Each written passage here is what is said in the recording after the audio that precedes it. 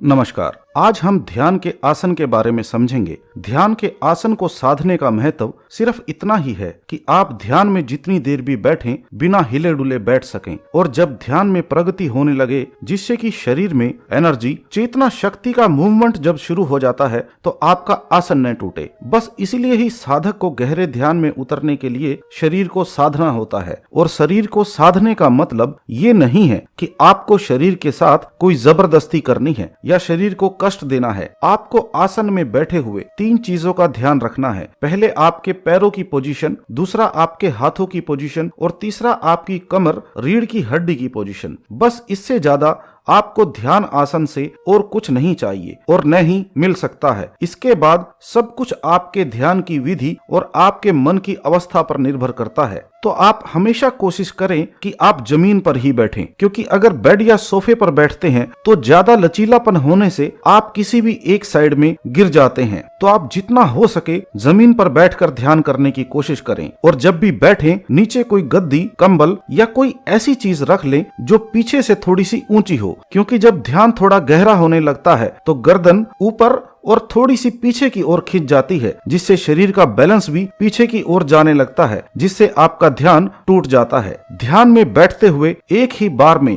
आसन को सही से सेट कर लें। थोड़ा हिलडुल कर ऐसे बैठ जाएं कि आपकी टांगों की पिंडलियां आपके पैरों पर सही से सेट हो जाएं, उनके बीच में कोई गैप न रहे। हाथों को घुटनों पर ऐसे रखें कि न हाथ ढीले हों और न ही खिंचे हुए हों। इसका सबसे अच्छा तरीका है कि आप मुट्ठी बंद कर लें तो जहां से हाथ शुरू होता है वो हिस्सा घुटनों पर आ जाए। इससे जब आप ध्यान में उतरते हैं तो गर्दन के आगे झुक जाने से जब आपका शरीर आगे की तरफ झुकने लगे तो आपके शरीर को हाथों का सहारा मिलता है, जिससे शरीर आगे की तरफ ज्यादा नहीं झुकता और आपको आगे की तरफ गिरने का कोई डर भी नहीं होता। अगर आप हाथों को गोद में रखते हैं तो इससे जब गहरे ध्यान में उतरने लगते हैं तो शरीर जब आगे पीछे इधर उधर झुकने लगता है तो शरीर को कोई सहारा नहीं मिलता। दूसरा, जब ध्यान में चेतना शक्ति जागृत होने लगती है तो हाथों में आपको करंट लगने जैसा झटका महसूस होता है। हाथों में बहुत गर्माहट महसूस होती है, जिससे आपका ध्यान बार बार नीचे गिरता है। इसीलिए मुट्ठी बंद कर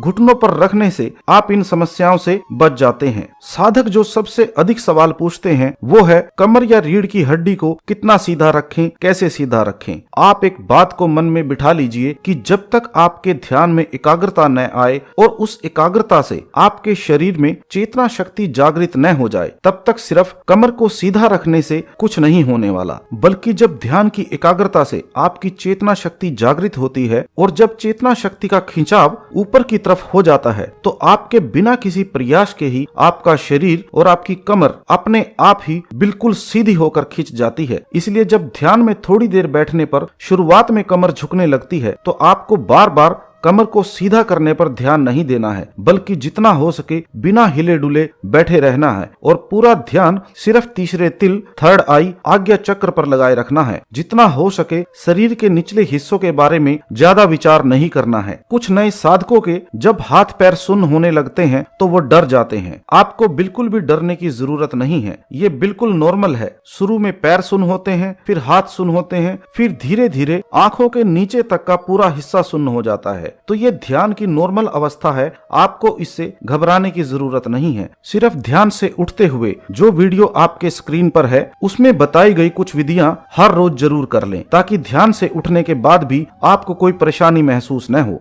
जो साधक बार बार पूछते हैं कि उनका ध्यान नहीं लगता, तो क्या कोई ऐसा आसन है जिससे जल्दी ध्यान लग जाए, तो आप कृपया एक बात को समझिए कि ध्यान आसन से नहीं बल्कि आपकी ध्यान विधि व आपके मन की एकाग्रता से लगता है। शरीर और आसन तो ध्यान की एक अवस्था आने के बाद पीछे ही रह जाते हैं। तो आपको अपने शरीर का इतना ख्याल रखना है कि शरीर आपको उस अवस्था तक पहुंचने में मदद करे, और आसन भी ऐसा लगाएं कि शरीर को कोई नुकसान न हो, क्योंकि आध्यात्मिक ध्यान कुछ दिनों के लिए नहीं बल्कि हर रोज करना है। तो ऐसे किसी भी आसन में न बैठें, न ही शरीर के साथ कोई जोर जबरदस्ती करें जिससे कोई गंभीर समस्या हो जाए, और ध्यान भी सहज विधि से करें ताकि ध्यान में बैठे हुए भी शरीर को कोई अंदरूनी नुकसान न हो। इसलिए जिस आसन में आप बिल्कुल सहज और कंफर्टेबल होकर बैठ सकते हैं वो ही आसन आपके लिए परफेक्ट है। जो आसन मैंने आपको बताया, अगर किसी साधक साधक को शारीरिक परेशानी नहीं है तो हर एक साधक इस आसन में बैठकर ध्यान के परम शिखर पर पहुंच सकता है। इसीलिए आप सभी पूरे प्रेम व श्रद्धा से हर रोज ध्यान करते रहें। आशा करता हूं